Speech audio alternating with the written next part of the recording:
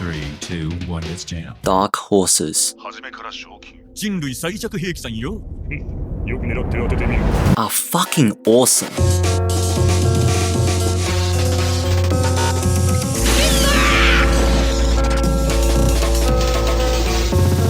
For those who don't know and didn't have the cognitive ability to infer from the edits, a dark horse is a metaphor to refer to someone who no one expects anything of, like you, but incredulously silences the haters and takes the dub. Usually you'd think dark horses in terms of power. Neville Longbottom destroying the final Horcrux, Oko Loco somehow surviving Steel Ball Run, or literally every fight Saitama gets into. But Freizen's biggest dark horse doesn't shine because of their fighting ability, but rather their character depth. Genau is a first-class mage, first brought up at the end of Season 1 as a proctor for a magic exam.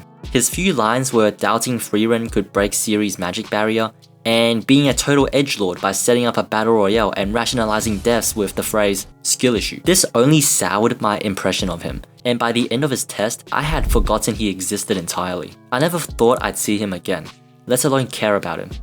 But Freizen Season 2 manages to subvert my expectations yet again and got me emotionally invested in someone I met 20 minutes ago. So in this video, I'm gonna be analyzing how Genau turned from a nobody to the centerpiece of Season 2's climax, and why he isn't just the most underrated, but the most emotionally complex character in the show.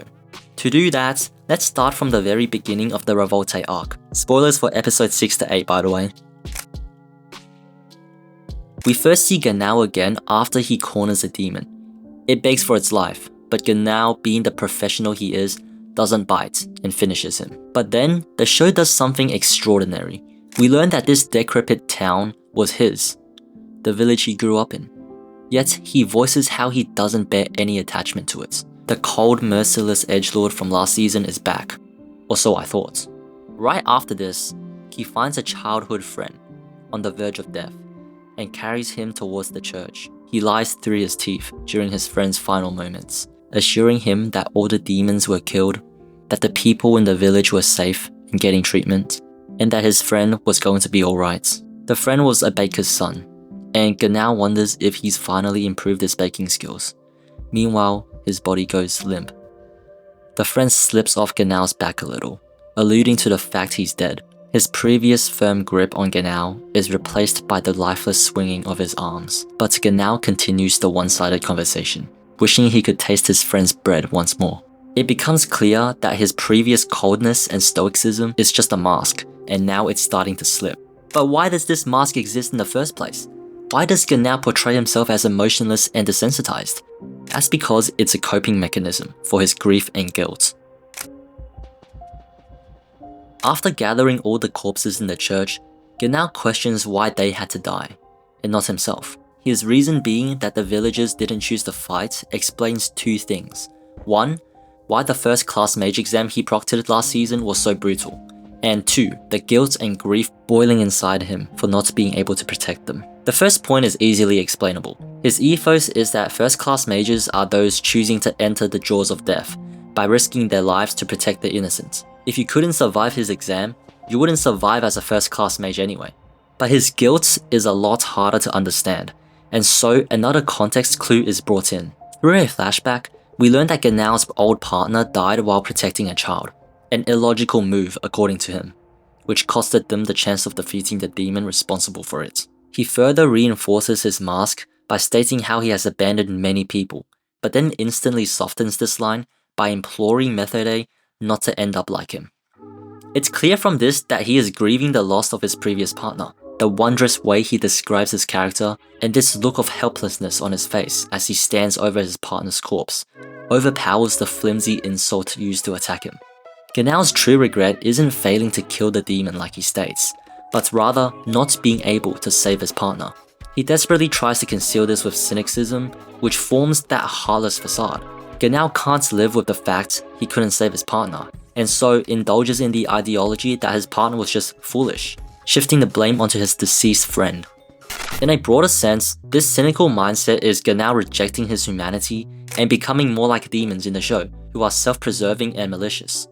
His magic even reflects this, as Freizen remarks how she mistook him for a demon because of how much bloodlust was in his spells, and unlike other human mages, Ganao's Zoltrak is black, similar to Quoll's. Ironically, the very grief driving Ganao to become more demon-like is proof he never could. Demons don't mourn, they don't hate themselves for surviving. They don't spend years wishing someone else had lived instead. Every attempt Ganao makes to suppress his humanity only reveals it, but the dramatic attempt to suppress his grief, whether through his facade or use of magic, is pushed to the limit this arc. And thus, let's finally delve into the transformation of Ganao from a nobody to the highlights of the season. I said before that Ganao is rejecting his humanity and becoming more demonic, but what does that actually mean? The thing that separates humans from demons in Freizen is empathy. Demons straight up don't feel it, and thus evaluate actions influenced by emotions as illogical, such as protecting a child instead of saving yourself, or being devastated after having your baby eaten. The main villain for this arc, Revolte, also reflects this lack of empathy. He notes that humans have a habit of remaining in villages to protect corpses, but doesn't know the reason for it, only that it is a weakness to be exploited. And guess what Ganao chooses to do? That's right, remain behind in the village and protect the corpses. This is his human interior seeping through, because he knows it's a dumb choice in a pragmatic sense, but still does it because the villagers meant something to him, and he wants to honor them. Now, Stark also chooses to stay back with Ganao, which just seems like Stark being Stark, but he's actually about to become the messiah Ganao needs. I'll get back to this, but for now just focus on the fact that the match is set. Ganao and Stark versus Revolte. This fight visually explores the turmoil within Ganao, with his cynicism and demonry represented by Revolte, while his empathy and humanity is represented by Stark and himself. This is also a good time to note that Revolte was the demon they were fighting when his partner got killed. So in a sense, Revolte was the origin of his cold-hearted facade, and the dark mirror he must shatter to overcome his grief. And so, the fight begins. Both Ganao and Revolte's magic revolve around creating weapons from mana, whether it be Ganao's wings or Revolte's swords. This is on purpose to show his likeness to demons, and specifically this one, and again, emphasizes the parallel between them. But the real MVP of this fight is actually Stark. They were getting their ass whooped until Stark pulls the old take damage to inflict damage strategy, turning the tide of the battle instantly. But a great antagonist attacks the protagonist's deepest wound, and Revolte, with his back against the wall, throws emotional daggers at Ganao, weaponizing the very trauma he created, retelling their previous encounter and framing it in the way Ganao sees it himself, that he rushed ahead to exterminate the demons, that when he came back, his partner was dead, that it was his fault. That trauma within Ganao is vocalized by none other than the culprit himself, and Ganao wants none of it. He prepares for the coup de grace, but Revolte has one more trick up his sleeve. More carefully, you may well find a survivor.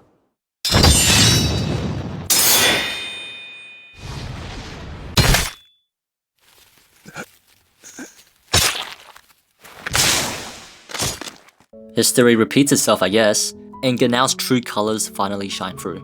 This maneuver by Revolte is the ultimate test of humanity, the same test Ganao failed before, resulting in his partner's death. Do you finish the job, or do you save the life in front of you? Unfortunately, this time it was a trick question, and Ganao knows he fucked up. A moment of misjudgment sparked by visions of the man he once admired. Prepared to die, Ganao fantasizes how the world would be a better place if people protected their young, referring to how his partner was a truly kind person, and that in comparison, he is filth. The cracks in that mask are spreading. Ganao finally acknowledges his partner wasn't an idiot, but a great person who did what was natural. Revolte winds up to put him out of his misery, but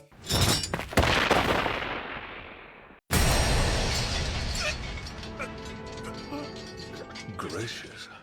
if Revolte was the devil on Ganao's shoulder, Stark would be the angel. Like Ganao, Stark's village was destroyed by demons, and felt immeasurable grief for the tragedy. Early on, Stark sees himself in Ganao, which is why he chooses to stay with him despite Ganao's indifference. But the more Stark talks to Ganao and fights with him, the more he reminds Ganao of his partner. Stark is a people's hero, effortlessly charming everyone in towns they go to, and would risk his life for complete strangers. The reason Ganao was reminded of his partner and tried to save that child was because Stark is there. And even when he got debated and was going to die, Stark jumps in, risking his own life to save Ganao. The similarity between Stark and Gnao's partner are overbearing, and essentially this situation gives Gnao a chance at redemption. He initially scoffs at Stark's idiocy for getting back up, but decides to indulge in this foolishness with him, giving us one of the coldest lines in the show.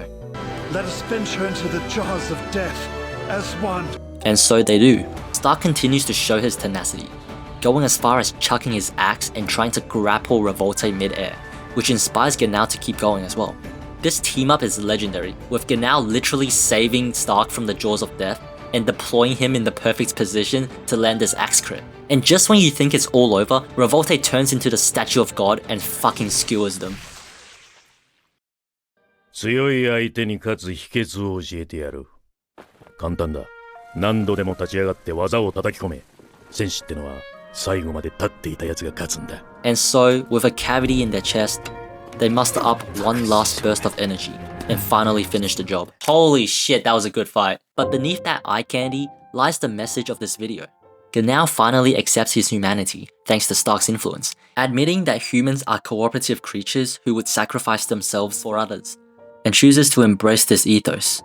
Gnao not only avenges his partner by killing Revolte, but also amends his view on the relationship he had with his partner by being able to save Stark and fight alongside him till the end. A final flashback depicting Gnao trying to save his partner, then him crawling towards Stark with tears streaming down his face, fully confirms that he is indeed a good person. That facade means nothing in this moment. But maybe it's too late. Thankfully, plot armor clutches up, magic saves the day, and they all lived happily ever after. Gnao's mask of indifference is still on, but I would argue that it's just his personality at this point. The important thing is that he processed his grief and can move forward without that burden of regret anymore. This video is almost finished, but I would like to note that Siri chose Methode to be Gnao's partner because he needed someone to take care of him. Methode is basically a mother figure to us, yes, you, me, and all the characters in the show, and Gnao definitely needs someone like her in his life to stabilize his emotions. In just 3 episodes, Freizen explores the Dark Horse trope through Gnao, but instead of his Digarnut being the highlight, it was his life story. Gnao's relationship with grief is conveyed beautifully through the combats, flashbacks, and the little details, and these couple episodes have done wonders for his PR. In a recent popularity poll, Gnao took first place ahead of Himmel and Aura, which was honestly deserved, and after watching all the way to this point, I hope you can understand why I and so many other people feel this way. That being said, this is just my interpretation of his character and why I think he was so amazingly written. If you have a different take, then please share in the comments. I read all of them. Thanks for watching this far, and please consider subscribing if you want to see more videos like this. Until next time, remember to enjoy the present and watch Witch Hat Atelier. Peace.